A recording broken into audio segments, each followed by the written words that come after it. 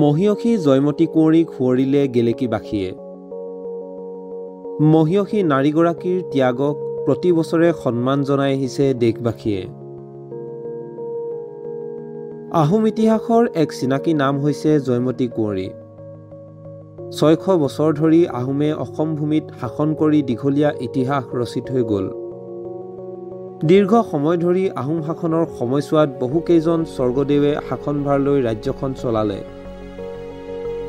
সেই সময়তে বিশেষভাৱে চৰ্চাত থকা এগৰাকী নাৰী হৈছে জয়মতী কুঁৱৰী।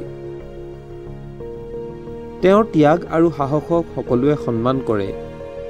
অসমীয়া জাতিৰ অস্তিত্ব ৰক্ষা কৰিবলৈ গৈ জীৱনৰ কামনা বাসনা সকলো ত্যাগ কৰি নিৰ্মম নিৰ্যাতন ভুগি অসমীয়া নাৰীৰ আত্মত্যাগৰ উজ্জ্বল দৃষ্টান্ত বিশ্ববাসীৰ আগত প্ৰতিষ্ঠা কৰি থৈ গ'ল জয়মতী কুঁৱৰীয়ে।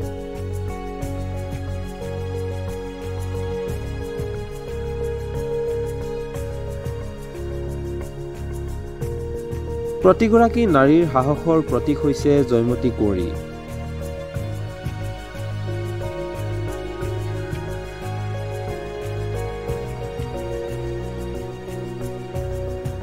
মহীয়সী নাৰীগৰাকীৰ ত্যাগ সাহসিকতাক জীয়াই ৰাখিবৰ বাবে অসমৰ ভিন্ন প্ৰান্তত চ'ত মাহত জয়া স্মৃতি দিৱস পালন কৰা দেখা গৈছে।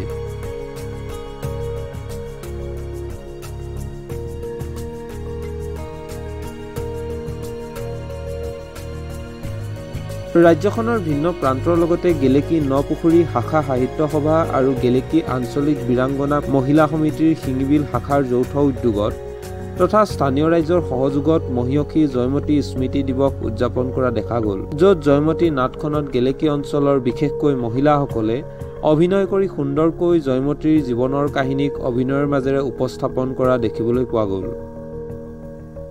স্বৰ্গদেউ গদাধৰ সিংহৰ লগতে নিজৰ ৰাজ্যখনক শত্ৰুৰ পৰা ৰক্ষা কৰাৰ উদ্দেশ্যে কিদৰে জয়মতীয়ে সাহস আৰু ত্যাগ কৰিলে, সেই পৰিস্থিতিক জয়মতী নাটখনক উপস্থাপন কৰা দেখিবলৈ পোৱা গ'ল।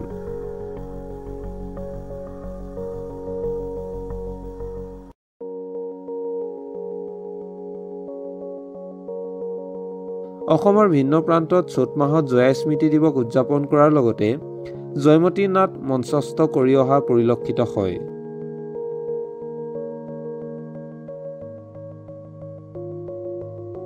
উঠি অহা প্ৰজন্মক মহীয়সী নাৰীগৰাকীৰ সৈতে পৰিচয় কৰি দিয়াৰ উদ্দেশ্যে গেলেকী নপুখুৰী শাখা সাহিত্য সভা আৰু গেলেকী আঞ্চলিক বীৰাংগনা মহিলা সমিতি শিঙিবিল শাখা আৰু স্থানীয় ৰাইজে জয়া স্মৃতি দিৱস উদযাপন কৰা দেখিবলৈ পোৱা গ'ল।